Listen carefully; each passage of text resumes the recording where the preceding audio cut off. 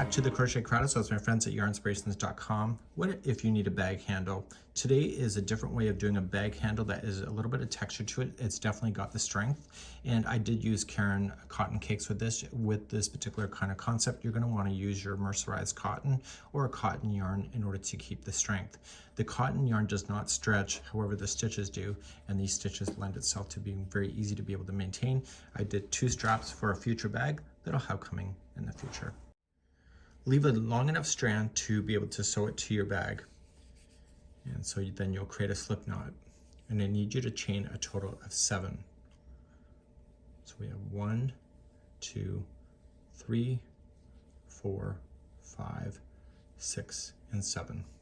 Let's do row number 1. Second chain from the hook, I want you to single crochet in, do that one, plus the other 5 that are left, and you have a total count of 6 single crochets by the time you get all the way back across. We're going to end with single crochets at the end of your strap. So 6 is the magic number. And let's turn our work and do the next row. To do the next row, you're going to chain 1 and do a little bit of a larger loop, and you want to double crochet into the first one that you're coming out of. I prefer to do that than I do with the chain 3 on this particular concept. We're now going to skip this one and we're going to go to the next one over, and we're going to do a 4 double crochet cluster. So we're going to wrap the hook, going in, pull through 2 and hold, and do that 3 more times. So yarn over and in, pull through, and in, pull through, and 1 more time. So you end up with the 4 double crochets on there. Yarn over and only pull through the first 4. Now yarn over, pull through the 2. I want you to chain 2 and see the very next one right here. You're going to do the same thing. So just yarn over and in, pull through 2, and do that 3 more times.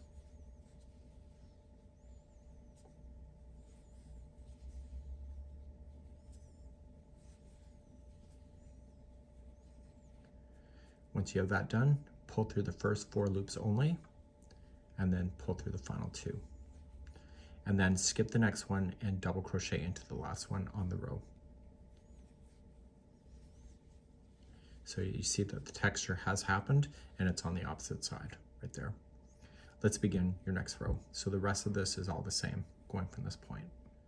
To continue now to make the next one, you're going to chain 1 loosely, keep a little bit of a larger loop, and double crochet in the first one that's coming out of. You're now going to only concentrate in the chain 2 spaces that separate these clusters. So in the space, apply 4 double crochet cluster. So yarn over, pull through, and hold, and do that until you see 4 on there. So that'll be a total of 5 loops.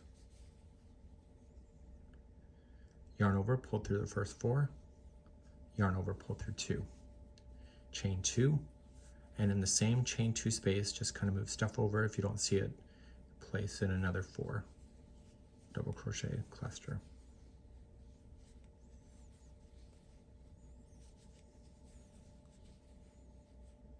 Pull through just the 4 loops, yarn over, pull through the 2, and then double crochet into your very last one here. And so that's all you're going to do for this whole thing, and you can go as long as you need to go. So let's just recap. So you're just going to pull a large loop, double crochet into the first, and then into your chain 2 space, just put your clusters. So eventually, once you get to the length that you want, maybe you want to try it around your arm to see how long you want to make it to your bag, and then you know when to stop. Once you get the first one done, then you can do the second one and match it exactly, and you're going to easily count these rows. So every one of these is a row. Okay, so you'll be able to do that. And so right now you can see you have 1, 2, and 3. And so when you put them side by side, you'll be able to count those. Once you're ready with the length of this, all you're just going to do is just chain 1 and single crochet the first 2. And in the chain 2 space, just put in 2 single crochets.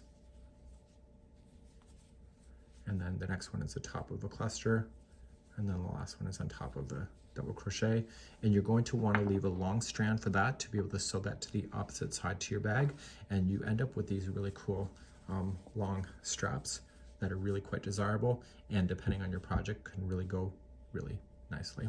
So this is it on how to do bag handles in this format.